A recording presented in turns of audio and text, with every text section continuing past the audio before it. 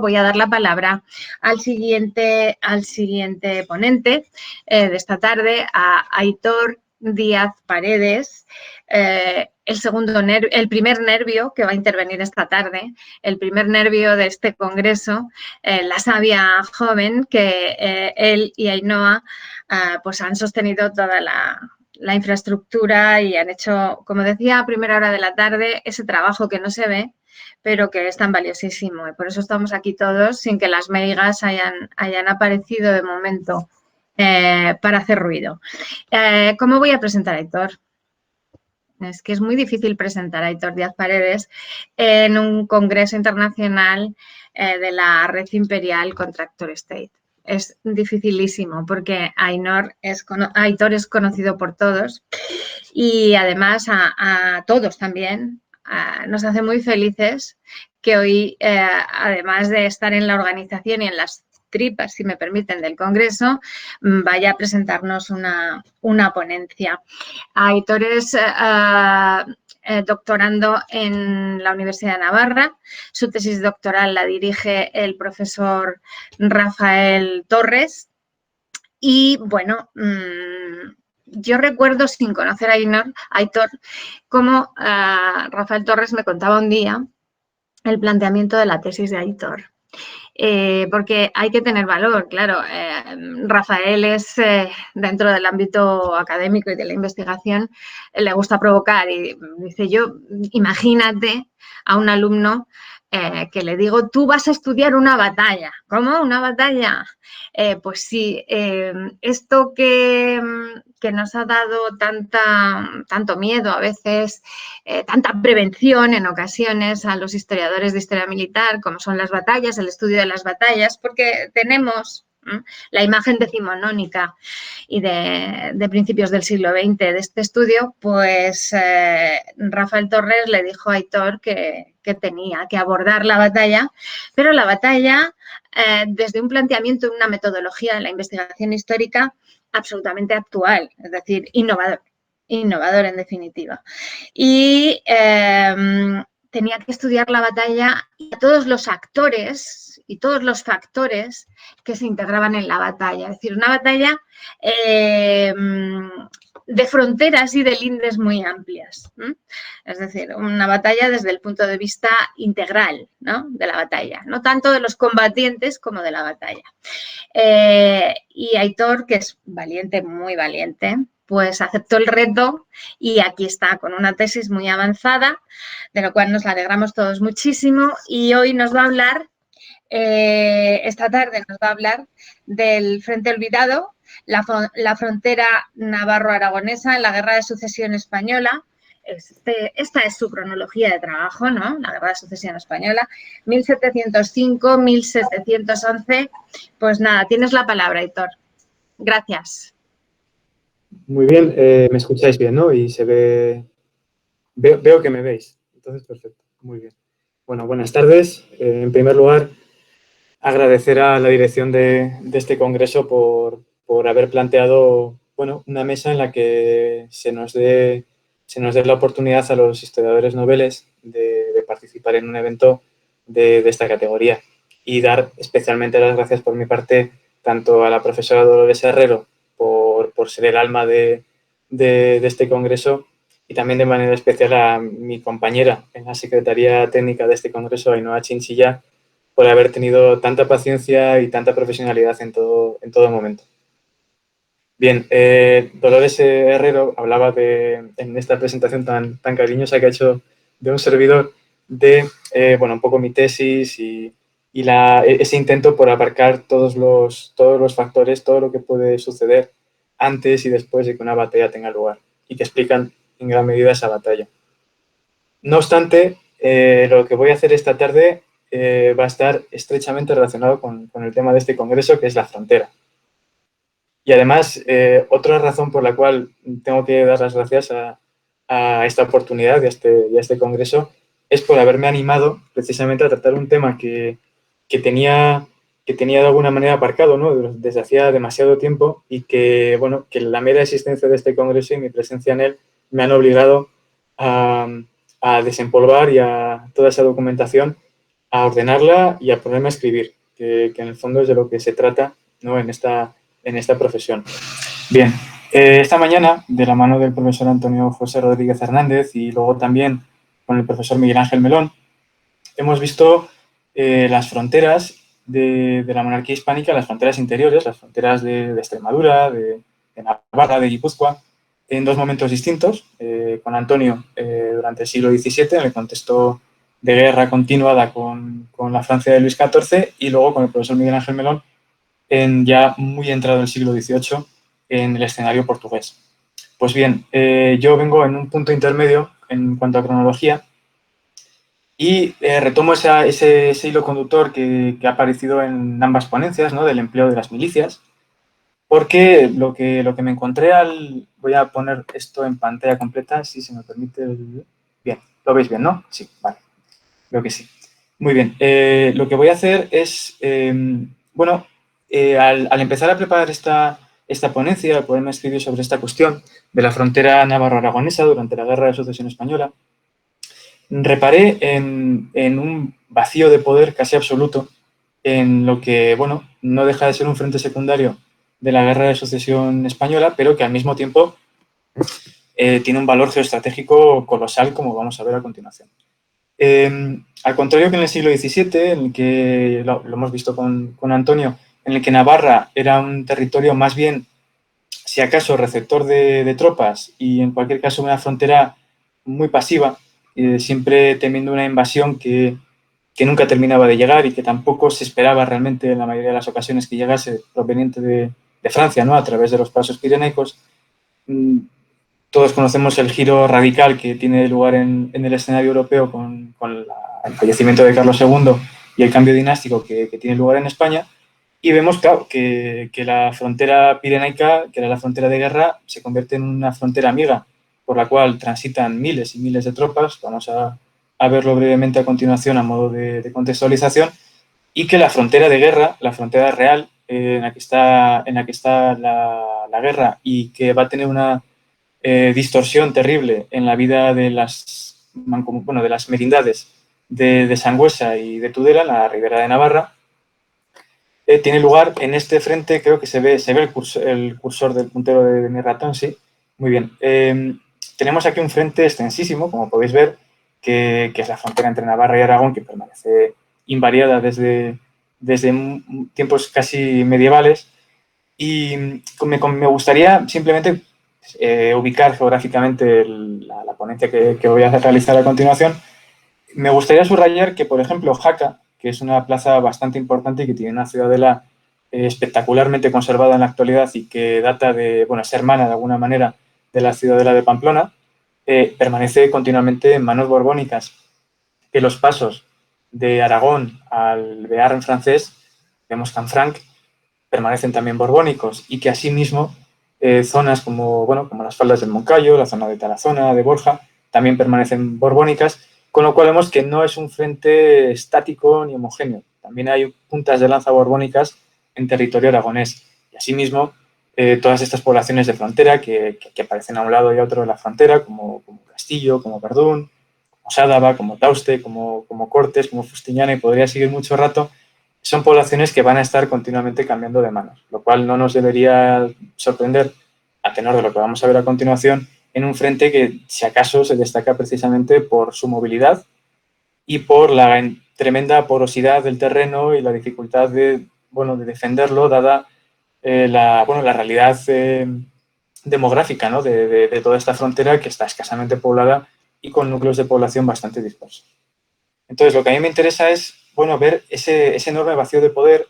que como investigador puede resultar frustrante, puesto que las fuentes no son todas las que nos gustaría disponer. Y también me gustaría reiterar que este trabajo todavía no está terminado, está en proceso, pero creo que ya ha avanzado mucho, lo suficiente, por supuesto, para presentarlo aquí, y también lo suficiente como para seguir agradeciendo cualquier aportación que podáis hacer una vez termine mi exposición. Pero es precisamente ese vacío de poder lo que hace de este escenario tan interesante. El papel del Estado, de la monarquía borbónica en este caso, es tremendamente secundario. y lo que nos encontramos son auténticos ejércitos, tamaño, bueno, de unos pocos miles de soldados efectivos, como vamos a ver a continuación, formados casi en su totalidad por milicias locales, las cuales actúan con una autonomía sorprendente y precisamente por ello se enfrascan en una serie de conflictos que, bueno, que tienen casi más que ver con el bandidaje que con causas más elevadas relacionadas con el conflicto dinástico, ¿no? Y que se va a traducir en el robo de ganado, en la quema de molinos, en la destrucción de cultivos y de pueblos de frontera, en un contexto, insisto, de una guerra pues casi regional, ¿no? Que le da una capa añadida y que le da un interés porque, insisto, es una tierra de nadie, es un frente olvidado. Y eso creo que de partida ya es lo suficientemente sugerente como para que me soportéis durante los próximos 25 o 30 minutos. Bien, para terminar de contextualizar, creo que es interesante ponernos, comparar cuál es la perspectiva de ambos bandos, que creo que es algo interesante y que creo que es un ejercicio que deberíamos hacer siempre, sobre todo en el segundo caso. En el primer caso, desde la óptica borbónica, yo creo que el papel de Navarra es evidente. Yo mismo lo he tratado en alguna ocasión y no quiero extenderme al respecto porque por todos he sabido y conocida la respuesta a la pregunta que planteo ahí. ¿Es Navarra un mero pasillo territorial? Bueno, a grandes rasgos sí. Navarra es un territorio firmemente borbónico. Las instituciones navarras se van a posicionar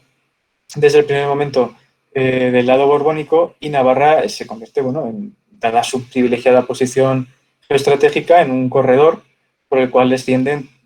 por descontado, todas las tropas francesas que van a desequilibrar la balanza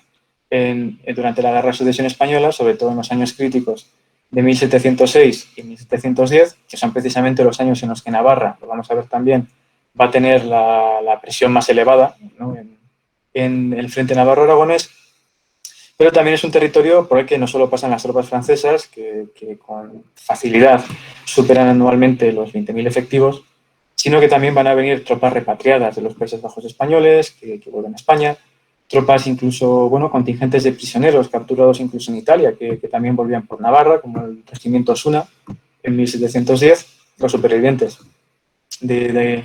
aquel regimiento, pero también evidentemente, gran parte de las armas y de, bueno, todos los pertrechos de guerra que descienden de Francia, pero que, por supuesto, también descienden de la provincia de Guipúzcoa, de las fábricas vascas, ¿no? Muchos también saldrán hacia Castilla por Vitoria y por Burgos, pero un grueso importante también pasa por Navarra. Y bueno, eso se traduce, lógicamente, como podéis imaginar, y como insisto, como yo también he tratado alguna vez,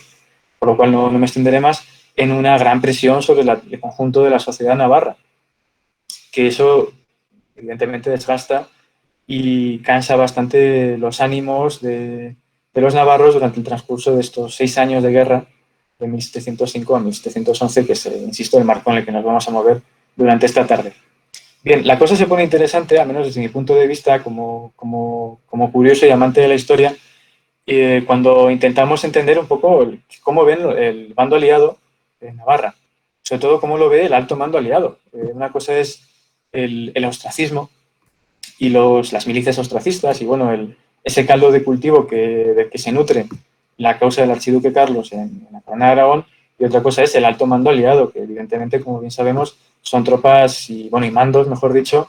tropas, lógicamente, de origen, bueno, británicos y luego también un poco más adelante imperiales, y luego incluso de un ejército compuesto mayoritariamente por tropas en 1706, 7 sobre todo por tropas portuguesas, pero también por supuesto británicas y neerlandesas, y luego también a partir de 1708 por tropas imperiales. Pues bien, es curioso y creo que, al menos es una de las hipótesis que lanzo en este foro, que es el de, bueno, a fin de cuentas podemos ver a Navarra como una oportunidad perdida desde la óptica aliada. El alto mando aliado, y lo vamos a ver a continuación, y en líneas generales el ostracismo, van a ver a Navarra como un frente secundario, un territorio sobre el cual lanzar esos miles y miles de milicianos ostracistas, pero que van a estar descabezados, por así decirlo. Van a estar carentes de un mando y de una estrategia compartida y de la cobertura necesaria de tropas profesionales de la que sí van a gozar los navarros durante la Guerra de Sucesión. Bien sabemos todos que los ejércitos de la época ven a las milicias en ocasiones más como una carga que como un valor activo. Y si no es como una carga, en el mejor de los casos, como una molestia y también casi como unas tropas, y lo recoge la documentación precisamente del virrey, el duque de San Juan, Fernando de Moncada, durante los años finales de este lustro de guerra navarra, en el cual hace referencia a estas milicias casi como una carga y unas tropas que, si no están sustentadas y apoyadas por tropas y oficialidad borbónicas, pues lo más probable es que deserten en masa. El duque de San Juan es tal vez demasiado duro, como vamos a ver, porque el papel de las milicias navarras es realmente meritorio y merece ser destacado. Pero, bueno, esta visión de las milicias es compartida, evidentemente, por el conjunto de los ejércitos europeos, y en el caso del bando aliado va a ser así. De manera que lo que nos vamos a encontrar en Aragón, y por lo tanto en la frontera navarro-aragonesa, va a ser esa pléyade de pequeños ejércitos compuestos por milicianos, por paisanos, por algunos regimientos austracistas, propiamente austracistas, y bueno, en esa guerra de guerrillas, petit guerre, o en ocasiones, insisto, puro y duro bandidaje. De todas formas, insisto, es interesante ver el punto de vista aliado, porque nos ayuda a entender mejor la guerra y nos ayuda a entender mejor ese obcecamiento que les va a condenar en 1706 y en 1710 en unas campañas que estaban gozando el bando aliado de un avance casi imparable, pero que se van a empeñar en tomar Madrid a toda costa, en tomar la capital, con la creencia errada de que eso se iba a traducir en una victoria inmediata, y que descuidaron tremendamente un frente que les ofrecía unas grandes posibilidades. Bastan dos ejemplos totalmente opuestos y ajenos el uno al otro, pero que ilustran muy bien esto. Tenemos un documento conservado en el Archivo General de Navarra, en el cual la provincia de Guipúzcoa, en el verano de 1706, recordemos que durante este verano Madrid ha sido ocupada y la situación en Castilla es tremendamente incierta, la provincia de Guipúzcoa pide ayuda a la Diputación de Navarra, que además subraya los lazos de vecindad y de hermandad entre ambos territorios, pidiendo que Navarra envíe milicias a defender los puertos de Pasajes, de San Sebastián, por el miedo que existe a un desembarco aliado, como el que había podido ocurrir en Barcelona, en Denia, en Gibraltar, etc., ¿no? Y lo cierto es que acababan de avistar una flota anglo-holandesa bastante importante y ese miedo estaba ahí. Eran conscientes perfectamente de que si se tomaba un puerto del Cantábrico y Aragón ya estaba perdido, un posible avance sobre Navarra podría tener unas consecuencias catastróficas para el bando borbónico. Y justo en estas mismas fechas, al otro extremo del mar, en Londres, repasando la correspondencia británica, Sidney Godolphin, el hombre fuerte de la política inglesa del momento, plantea la posibilidad de tomar Bilbao o algún otro puerto del Cantábrico, siempre con la mente puesta en que Aragón ya está siendo controlado por el ejército aliado. Insisto, esto es tremendamente interesante porque nos abre un nuevo frente interpretativo, por así decirlo, que nos muestra que hay una serie de divisiones dentro del alto mando aliado en cuanto al papel o el valor que puede tener Navarra, ¿no? Y que puede tener un avance sobre Navarra. No, simplemente ya con dos ejemplos más, antes de pasar al siguiente tema y terminar con esta contextualización, que nadie se asuste por el tamaño del texto, seré breve y por algo he puesto en negrita lo más importante. Bien, en cuanto al primer ejemplo, creo que capta un poco el sentir común dentro del propio ostracismo y desde luego el sentir que se quería transmitir. Es un ejemplo de una gaceta que encontré en la Real Academia, que nos dice, nos expresa a la perfección cuál es la idea general del ostracismo, en líneas generales, y por supuesto de los aliados, en lo que concierne a Navarra. Navarra es básicamente un territorio al que echar, ¿no? Esas milicias austracistas, y del cual, aparte de sembrar el miedo, ¿no? Y de crear confusión y de crear desgaste en el enemigo borbónico y en el rival navarro, de básicamente traerse muy buenos botines, así de granos como de ganados. Esto es compartido, quiere decir, cuando no hay más que ver las quejas de las autoridades borbónicas que permanecen en Jaca, diciendo que los regimientos franceses que operan en la zona del Roncal y Sangüesa, en la frontera oriental de Navarra, y de las milicias navarras que se meten en Aragón, pues tampoco deja bastante que desear también, ¿no? Pero lo que quiero que quede aquí claro es eso, que la idea inicial del ostracismo es esa: Navarra es un territorio que sirve para que los borbónicos tengan que desviar recursos y crear un frente secundario, crear ruido, pero nada más. De modo que me parece especialmente interesante recoger este segundo testimonio, que es del general, el conde de Rivers, que es el general británico que va a comandar la flota de refuerzo que va a llegar a Alicante a comienzos de 1707, y Rivers, que también hay que aclarar que tiene una relación pésima con el conde de Galway, el hugonote que está al mando de las operaciones, bueno, al máximo mando aliado, ¿no? que lleva el ejército inglés y portugués.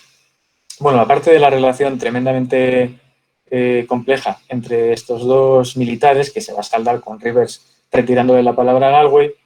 lo que nos dice Rivers, y que tiene mucho interés desde mi punto de vista, es que el error de abandonar Madrid y encaminarse hacia Valencia, que fue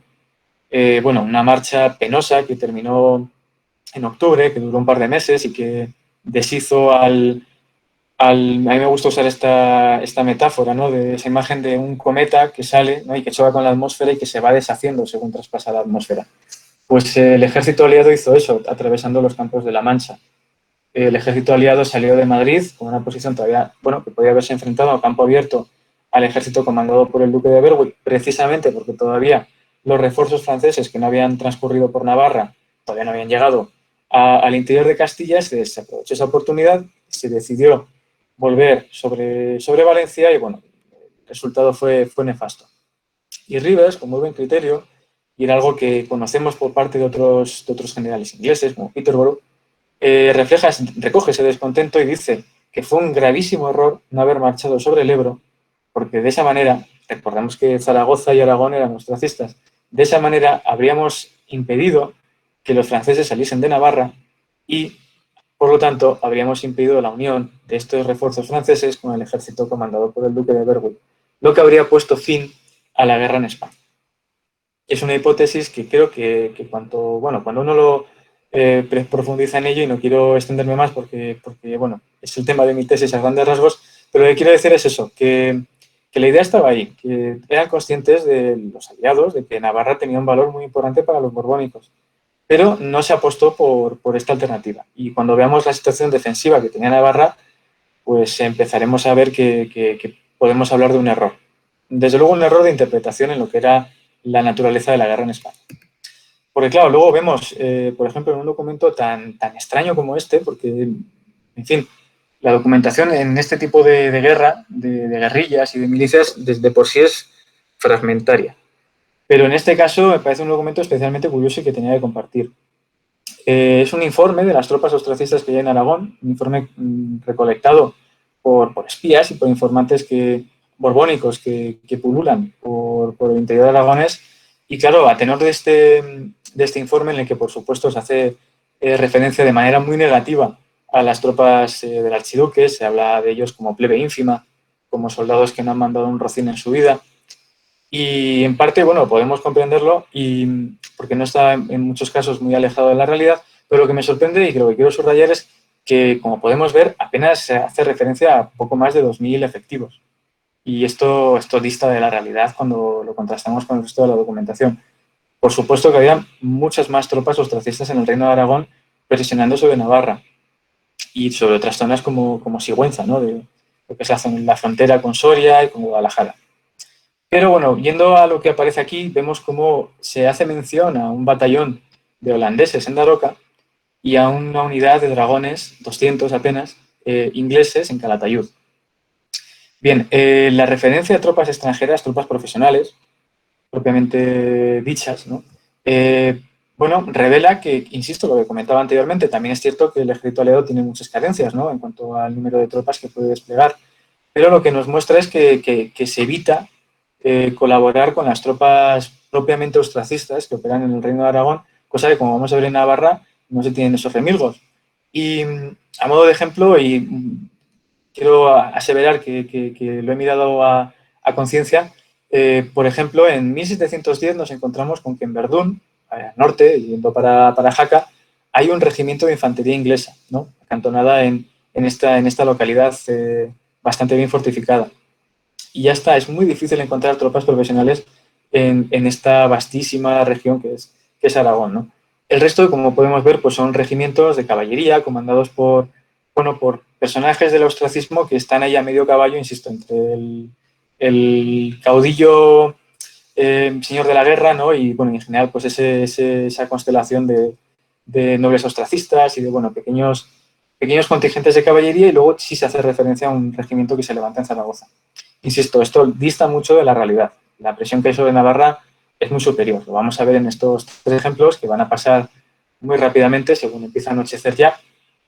Bien, el primer ejemplo es ilustrativo, ¿no? Nos hace referencia por parte del virrey, Cerclas de Tilly, yo creo que, bueno, una familia flamenca que yo creo que es bastante conocida por los del siglo XVII, y vemos cómo se hace referencia a un ejército bastante importante, ¿no? Unos 4.000 hombres que además vienen con piezas de artillería. Y este pequeño ejército, que si mal no recuerdo estaba comandado por un cabo de origen probablemente napolitano, aunque no se sabe muy bien su origen. Bueno, insisto, son 4.000 efectivos con artillería y han tomado localidades de relativa importancia como Tauste, como Borja, y están ya a las puertas de Tarazona, a muy pocos kilómetros de Tudela. El virrey nos dice que es posible defender la ciudad, ¿no? Y cuenta con 2.000 hombres de armas, que precisamente un poquito más adelante vamos a ver un poco los efectivos que había en esos momentos en el sur de Navarra. Pero, bueno, la presión está ahí. Hablamos de tropas, bueno, que son capaces perfectamente, insisto, de tomar localidades y villas de bastante importancia. Como va a pasar también 4 años después, en 1710, cuando toda la merindad de Sangüesa prácticamente quede en manos de los ostracistas, la propia Sangüesa sea saqueada, y de la misma manera que muchas poblaciones de la Ribera de Navarra, obligando también a gran parte de la Ribera de Navarra a prestar obediencia al archiduque Carlos insisto, en los meses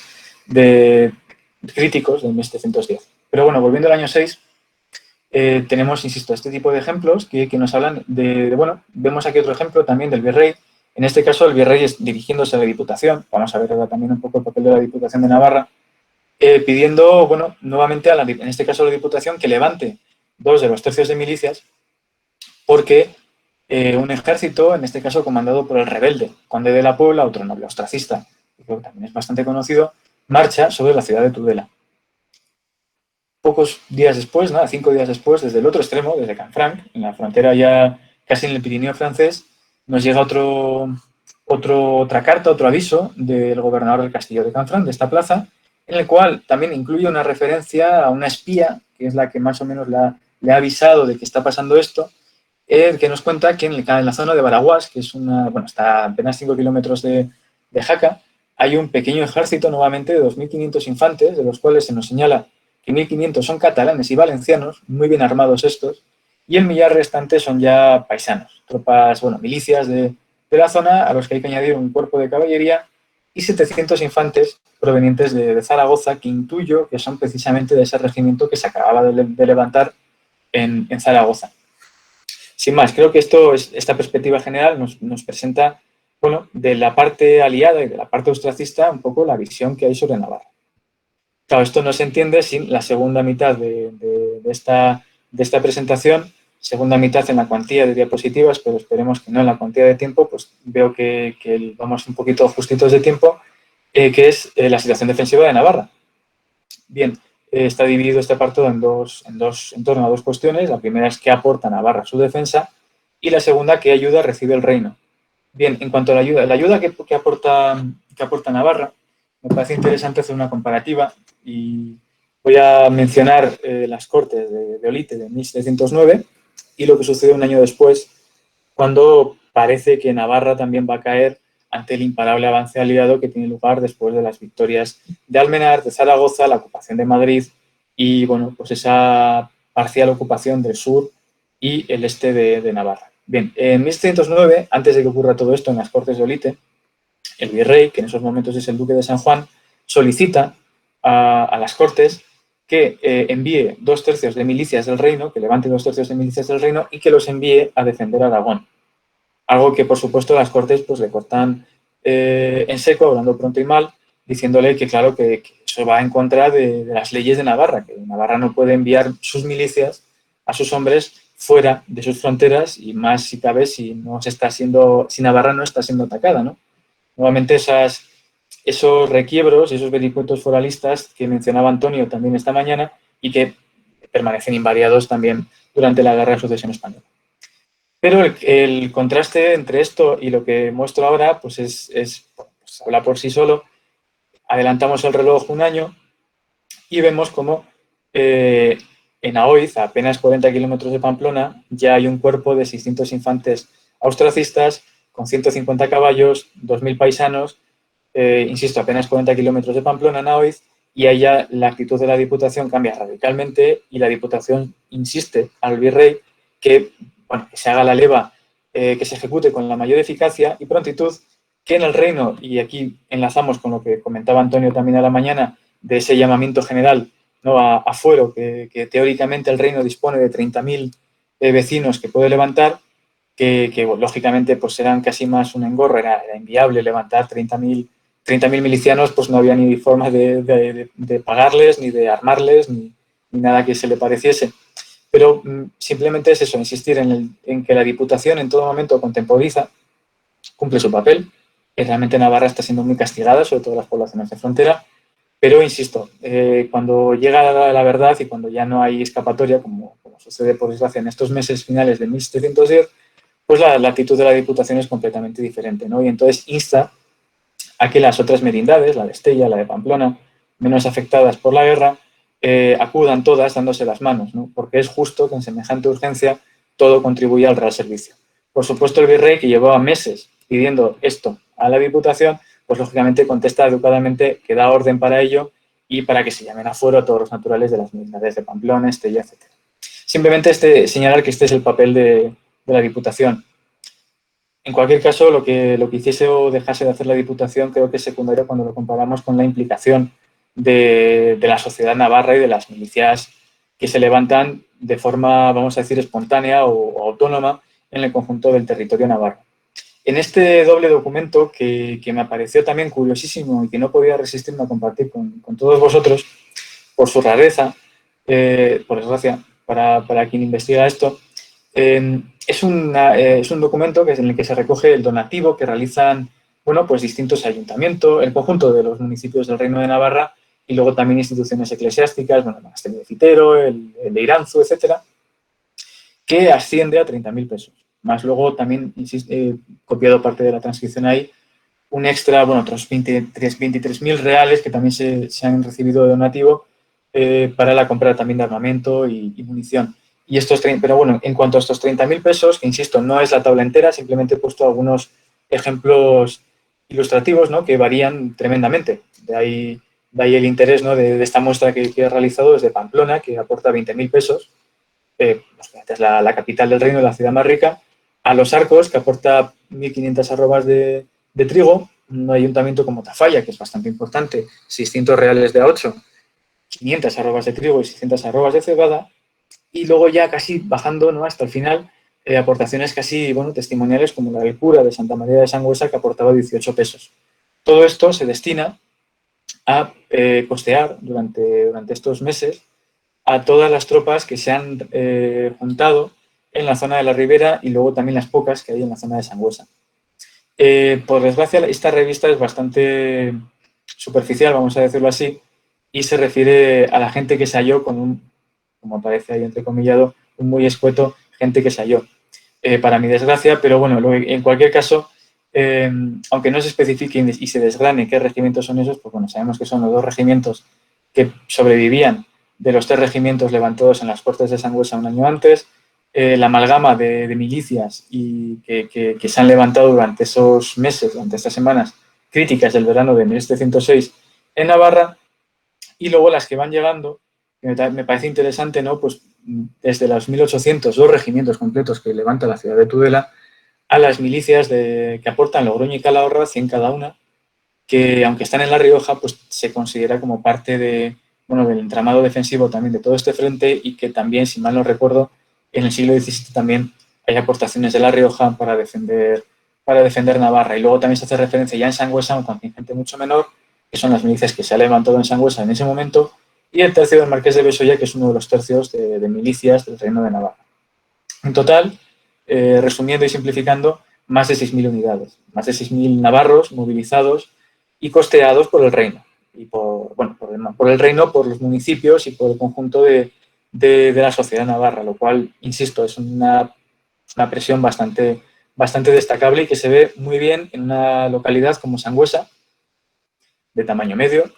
que baste un ejemplo para ilustrar al conjunto de los pueblos y localidades, ¿no?, de las merindades de Sangüesa y de Tudela. En este caso, Sangüesa, que es probablemente la ciudad más castigada de toda la guerra de sucesión en Navarra, forma un regimiento muy atropelladamente, con muchas prisas, en una situación muy complicada, de 600 hombres, con su coronel y su oficialidad. Y vemos cómo este regimiento participa en un montón de acciones, adentrándose bastantes kilómetros en el Reino de Aragón, en un castillo, en Verdún, en Sos, y llegando hasta los valles de Ansó, de hecho, e incluso a Viescas, que como sabréis está a bastantes kilómetros de la frontera navarra. Lo que quiero decir es que más allá de lo que la Diputación pudiese aducir, ¿no?, de que, bueno, que las naturales del reino no tienen obligación de salir, etcétera, etcétera, etcétera, la realidad se impone y además, insisto, se salpimenta y se vuelve más interesante con todas esas rivalidades vecinales y regionales que, bueno, que derivan pues en robo de ganados, en destrucción de molinos, etcétera, ¿no? Y que suponen, por supuesto, un gran aliciente en las luchas entre navarros y aragoneses. Ya por último, en cuanto a la aportación que hace la propia monarquía, bueno, hemos visto con Antonio también brevemente esta mañana la situación de la ciudadela de Pamplona. No varía prácticamente nada durante la Guerra de Sucesión Española. La salvedad es que, si acaso, recibe más presión porque tiene que albergar a muchos regimientos que van y vienen,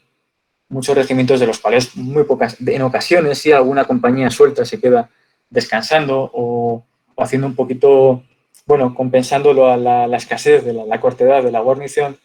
pero si acaso recibe más presión que de costumbre, porque además hay que tener en cuenta que los migueletes, los milicianos ostracistas capturados, terminaban aquí, y que además muchos nobles y no nobles, sino también, bueno, desertores, traidores a la causa, acusados de ostracistas, también terminaban en la ciudad de Pamplona. En ocasiones teníamos, y es que es así, más prisioneros que soldados defendiendo la ciudad de Pamplona. Y creo que se ve muy bien en esta, también de las pocas revistas que hay a comienzos de la guerra, en 1705, en la cual vemos también la carta de lo que, bueno, esta revista va con esta carta del Marqués de Góngora, que si mal no recuerdo es el gobernador de la Ciudadela, y vemos cómo, sumando las 4 compañías que tiene de dotación la Ciudadela, pues suman, incluyendo la oficialidad, poco más de 200 efectivos. Cuando, como dice el Marqués de Góngora, las 4 compañías de esta plaza debían componerse de 250 hombres cada una, y están reducidas tan a nada que en sus puertas apenas pueden ponerse 4 hombres de guardia.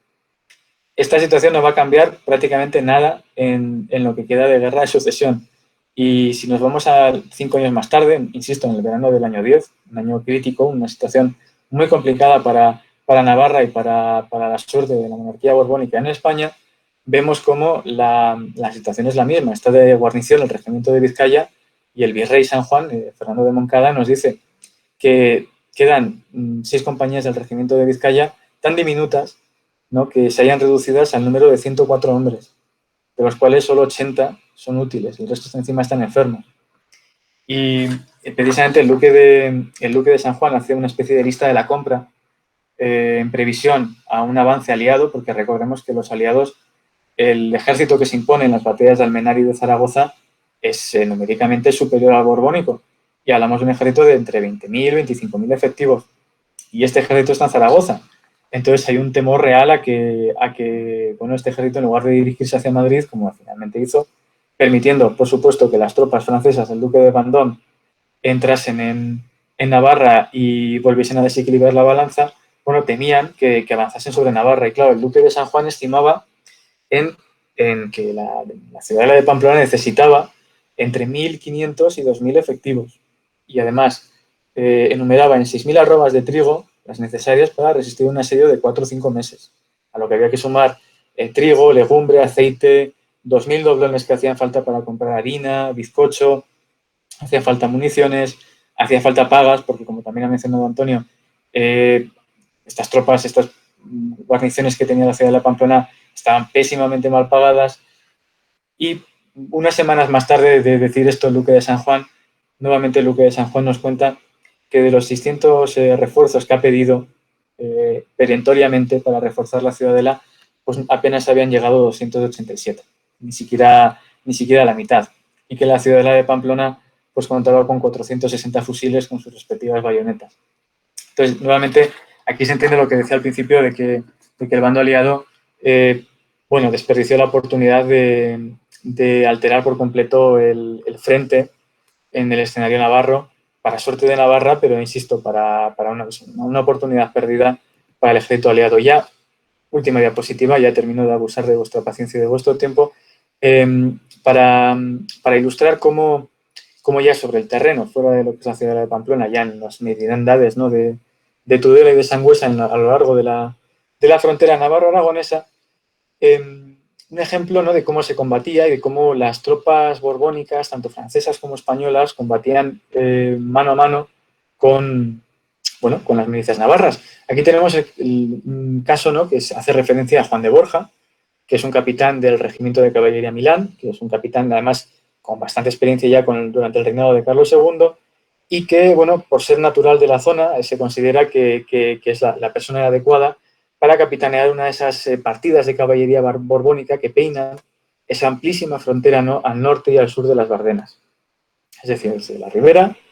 hasta Sangüesa y el Pirineo. Y nos cuenta cómo casi es un personaje novelesco, por eso me ha parecido curioso destacarle a él, aunque podía haber utilizado otros de los muchos ejemplos disponibles. Nos cuenta cómo Juan de Borja, con sus hombres, redujo 32 villas y lugares, ni más ni menos, abriendo el paso a Jaca. Jaca muchas veces se quedaba aislada, ¿no?, de las comunicaciones con el resto de Navarra. Y nos cuenta, ¿no?, cómo desarmó con sus hombres la villa de un castillo, pasó con el conde de Allanz. La nobleza navarra es omnipresente, el conde de Allanz, el marqués de Besolla, el marqués de Santa Cara, los Ripalda, los Mencos, casi todas las unidades navarras, evidentemente, tanto los regimientos como las de milicias, están comandadas por la nobleza navarra. Mucha de ella también, a su vez, con una trayectoria familiar vinculada, por supuesto, a la milicia, pero también al servicio de los ejércitos de la monarquía hispánica. Y nos cuentan, ¿no?, pues cómo ellos, con espada en mano, ¿no?, con 400 españoles, se impusieron a 1.100 ostracistas, ¿no?, que además tenían artillería y demás. Nos va contando todas esas peripecias, ¿no?, que tienen, y también se nos nombra como Allanz, llega de refuerzo con 200 franceses. Hay muchas tropas francesas, mejor dicho, hay muchas unidades francesas en pequeñas cantidades, ¿no?, compañías sueltas, algún regimiento suelto en el mejor de los casos, que hacen de esa necesaria cobertura que necesitan las tropas de milicias para combatir en una guerra como esta, ¿no?, y que ayudan a que la pelota se incline del lado borbónico también en este apartado, ¿no? Y finaliza diciendo, ¿no?, cómo junto con el regimiento de dragones de Félix Marimón, que es un borbónico catalán, que tiene un regimiento de dragones que opera también en toda esta zona, y el regimiento de franceses de Urban, en la documentación a veces aparece como Urban, también como Durban, intuyo que hace referencia a un regimiento francés, pero que en realidad eran tropas irlandesas. Pero lo que quiero decir es eso, cómo se compatibiliza, ¿no?, el uso de tropas profesionales y de milicias. Pero este es un caso como tantos otros. Tenemos también aquí anotado un ejemplo como es el de la defensa, ¿no?, del castillo de Javier, que está justo en la frontera entre Navarra y Aragón por la parte de Sangüesa, en el cual se menciona a tropas del marqués de Salucho, que es caballería borbónica, a las tropas del coronel Mencos, ¿no?, del regimiento de infantería, uno de los dos regimientos de infantería navarros, a don Álvaro de Navía, que creo que es conocido por todos como el marqués de Santa Cruz de Marcenado, pero que aquí está con el regimiento Asturias, que es su regimiento de origen, y nuevamente esta unidad francesa, amén de las milicias navarras. Insisto, unos remilgos que no tenían los borbónicos a la hora de defender Navarra, con las pocas tropas que podían desviar de escenarios más importantes. Entonces, simplemente, y ya terminando, la conclusión cuando el sistema falla, ¿no?, que creo que es el hilo conductor, cuando el Estado no llega, cuando el ejército profesional en ambos bandos prioriza otros escenarios de mayor importancia, pero que eso no quiere decir que la guerra no exista y que no afecte tremendamente a todas las poblaciones de frontera, y que no obligue a derivar recursos y tropas profesionales también a estos frentes menores. Entonces, en primer lugar, ya concluyendo, el mando borbónico no pudo, pero realmente tampoco necesitó, en última instancia, de invertir mayores recursos en Navarra, lo cual nos lleva a que el mando aliado pues no supo explotar la debilidad del frente aragonés por los errores estratégicos y de interpretación de la guerra de sucesión que hay que achacar al mando aliado. Y al mismo tiempo, bueno, que por un lado que las instituciones del Reino de Navarra, en efecto, se van a aferrar continuamente a esa lógica continuista o foralista que no estaba muy acorde a los tiempos y a las guerras ya del siglo XVII y del siglo XVIII, que un poco se parecían a las guerras de tiempos medievales, y que por último, en cualquier caso, la realidad se imponía y que la nobleza navarra vio una oportunidad, igual que en otros escenarios la vieron financieros, comerciantes y otros círculos navarros que se instalarían muy bien en la corte y también con amplias conexiones con los vecinos franceses y con América, pero que también al mismo tiempo los propios municipios navarros se organizaron en soportar la defensa de la frontera, insisto, con la cobertura de las tropas borbónicas. Brevemente, un frente secundario, pero creo muy interesante, muy dinámico, que nos revaloriza o pone en valor el papel de las milicias y cómo se podían utilizar con tropas profesionales si éstas estaban bien comandadas y tenían una serie de objetivos más o menos fijos. En fin, muchísimas gracias nuevamente y agradeceré muchísimo cualquier comentario, cualquier crítica constructiva que se me pueda hacer. Muchas gracias. Muchas gracias, Aitor, por habernos puesto en contacto con este frente olvidado en la guerra de sucesión y esa línea, esa raya tan definida que nos has hecho visualizar de la frontera navarro-aragonesa en la guerra de sucesión.